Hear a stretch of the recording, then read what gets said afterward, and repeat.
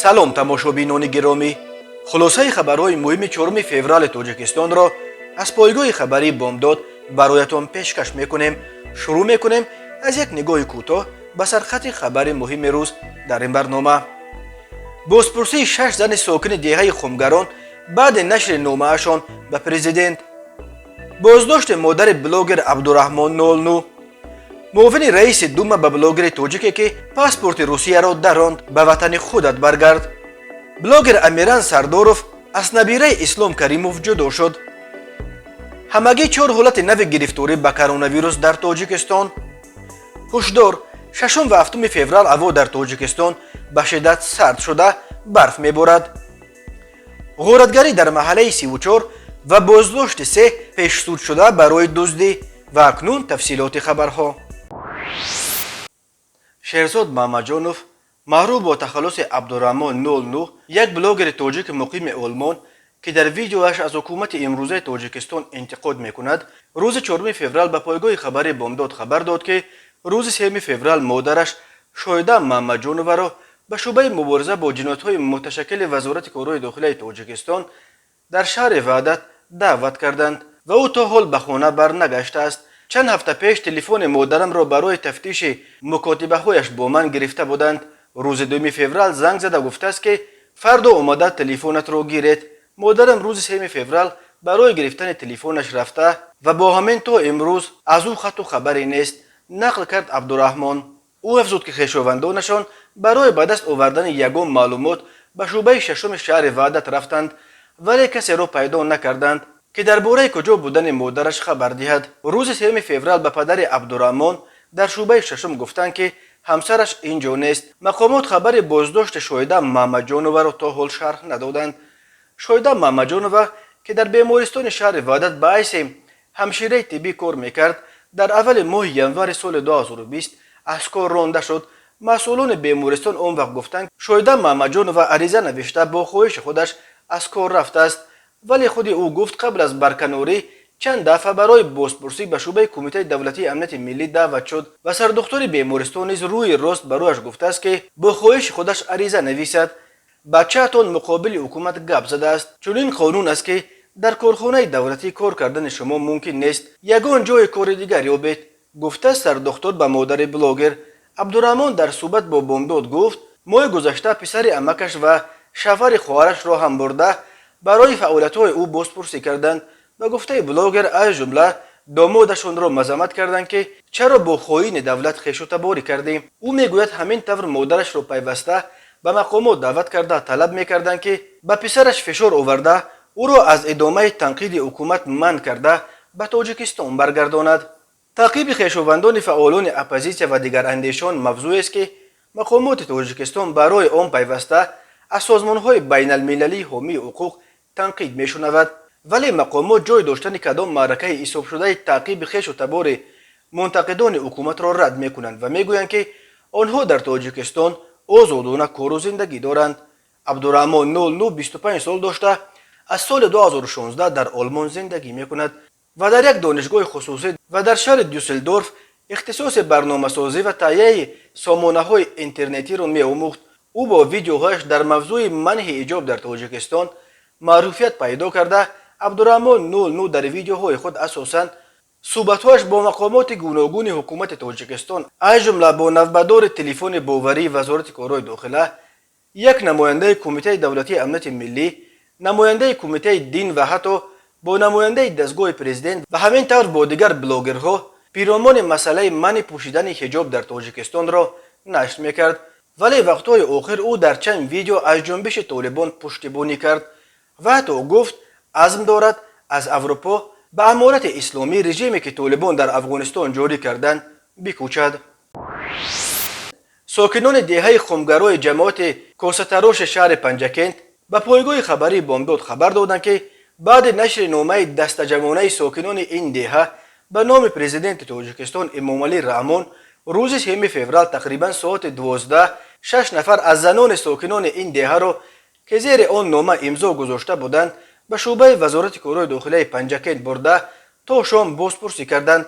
дар натиҷа аҳволи яке аз ин занҳо قهور و فیروزه بد شده است و او را از ملیسخانه راست به بیمارستان بردند و گفته ساکنان به این زنها در شعبه وزارت کارهای داخله فهماندند که دیگر به ضد بنیاد پالایشگاه نو کارخانه طلاشویی زرافشان در موضع سوی یوران در کنار دهه خمگران اعتراض نکنند. در نامه خود به پرزیدنت ساکنان از آن هزار نگرانی کرده بودند که کارخانه مشترک تاجیکستان و خطای و زرافشان این پالایشگاه نو و اینکه چهارمش را در فاصله همگی 400 متر از خانه های ساکنان خمگرا ساخته ایستادند و از بس که 3 پالایشگاه قبلی الکی پر شده آن کارخانه در کنار خمگران همه سرشار از زهر قتال تهدید است، ساکنان در تشویشند که وضع سلامتی آنها و فرزندانشان بعد بنیاد باز یک چنین پالایشگاه باز هم بدتر خواهد شد.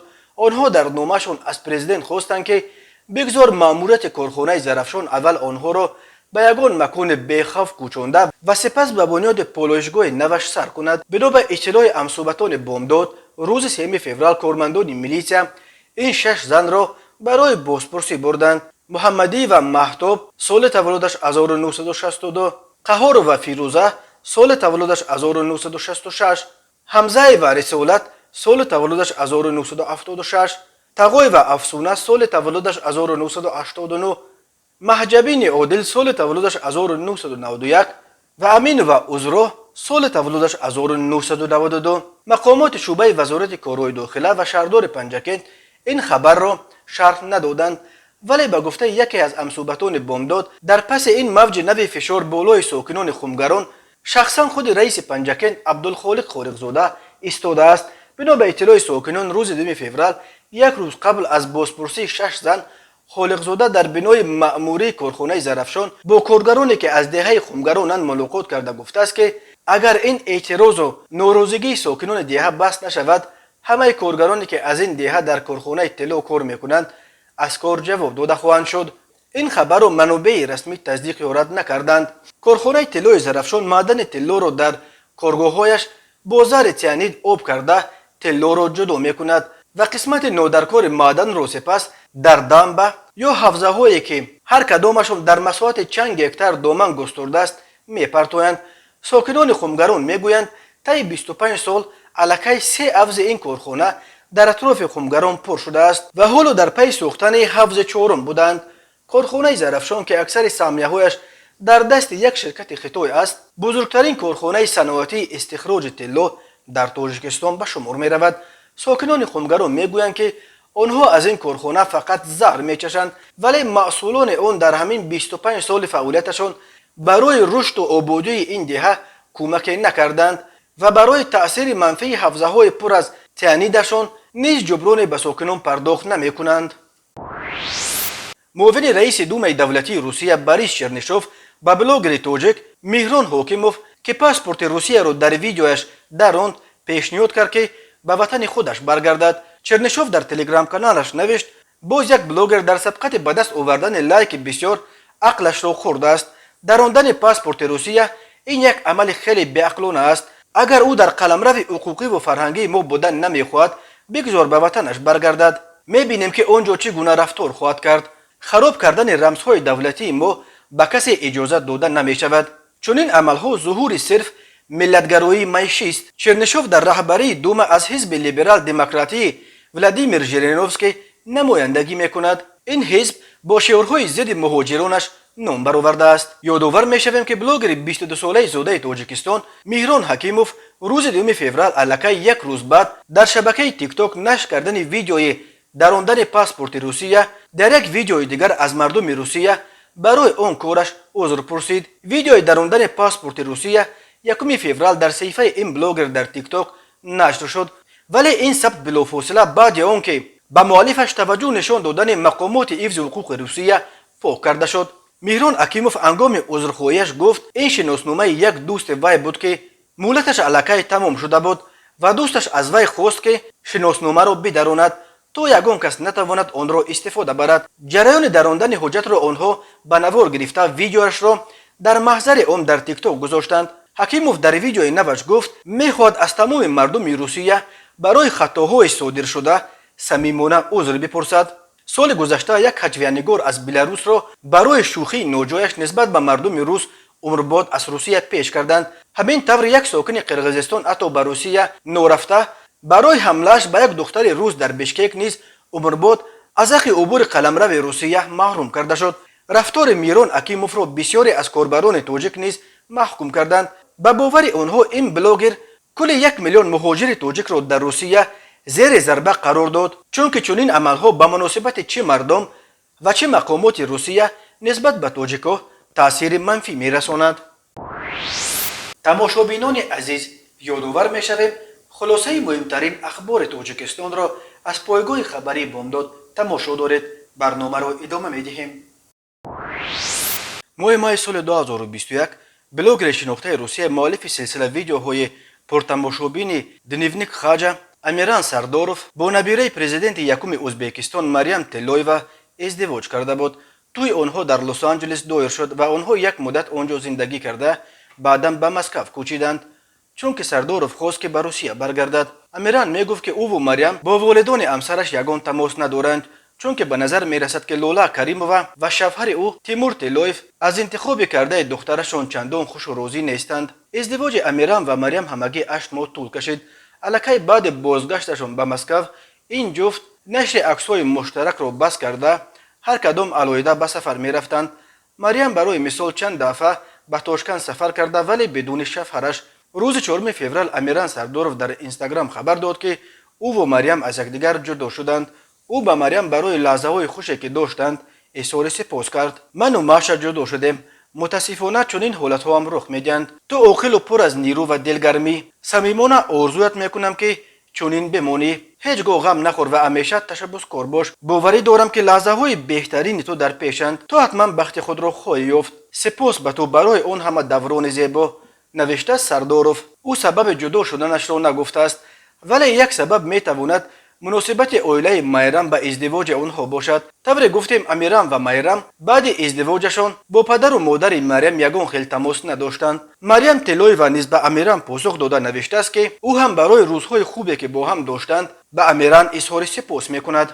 مریم تلویوا از سن 14 در امریکا زندگی میکند. او دختر خرده اسلام کریموف لولا کریمووا میباشد. در دوران حکومت پدرش لولا کریمووا نماینده ازبکستان در یونسکو بود و شوهرش تیمور تلویف توسط شرکت بزرگ سخی نظارت یک سلسله تجارت‌های بزرگ پرفایده را در آن کشور از جمله بزرگترین بازار تاشکند را در دست داشت. بعد وفات کریموف در سال 2016 و به قدرت رسیدن شفقت میرزیویف، لولا کریمووا از مقام نماینده در یونسکو رفت و شوهرش نیز بسیاری از تجارت‌های خود را در ازبکستان از دست داد.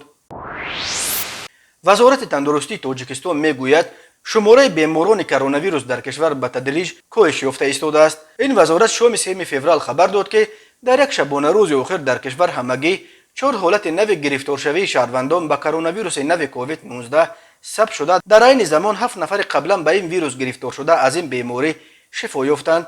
از 21 ژانویه به این طرف وزارت تندرستی در عموم 240 حالت به کرونا ویروس گرفتار شدن شهروندان را تصدیق کرده است. با وجود است مریضان پر شدن بیمارخانه‌ها و تایید کرونا ویروس در بدن ده نفر از سوی آزمایشگاه‌های خصوصی، وزارت تندرستی تاجیکستان از 20 نوامبر تا 21 ژانویه طی بیش از 2 ماه به این طرف آشکار شدن یگان حالت نو کرونا ویروس را در کشور اعتراف نمی‌کرد. به حساب وزارت تندرستی شماره رسمی گرفتار شدگان به این ویروس از آغاز پاندمی تا شام 3 فوریه در تاجیکستان به 17335 نفر رسیده. از این شمار تا امروز 17175 نفر شفا یافتند و 124 نفر متاسفانه فوتیدند. به این ترتیب تا شام 3 فوریه 36 نفر گرفتار کرونا ویروس در شرایط خانه یا بیمارستان تحت طبابت قرار داشتند. در اول هفته شماره بیماران حدود 80 نفر گفته میشد، ولی بسیاری ها بر اینند که شماره واقعی گرفتار شدگان و قربانیان کرونا ویروس در تاجیکستان خیلی بیشتر از آمار رسمی است که وزارت تندرستی اعتراف میکند. کمیته ایالت‌های فوق‌العاده تاجیکستان به سهم ساکنان و مهمانان کشور میرساند که طبق پیشبینی هواشناسان روزهای 6 و 7 فوریه سال روان در جمهوری هوا به شدت سرد شده. انتظار می‌رود حرارت هوا در وادی‌ها از 8 تا 10 درجه سرد شود. هواشناسان از جمله باریدن برف و در برخی مناطق کوهستان برفریزی شدید و با سرعت بلند 17 تا 22 متر در یک ثانیه وزیدن شمال را پیش بینی میکنند. بنا به پیش بینی هواشناسان در ناحیه‌های کوهستانی توبه جمهوری، غرب ولایت مختار کوهستان بدخشان و در برخی قطعه‌های راه‌های ماشینگرد دوشنبه ورزاب عینی خوجند چنوق، وحدت رشت تاجیک‌آباد لخش، دوشنبه سنگوار شاهین درواز، ونج خوروغ اشکاشم مرغاب، خوروغ جیلاندی خطر زیاد یخبندی و فرآمدن ترمه و سنگریزی در نظر داشته شده است. در نتیجه برفریزی و شمال به درختان و ناقل‌ها چسبیدن برف و در راه‌های کوهستان جمع شدن برفتوده و یخبندی پیش بینی می شود.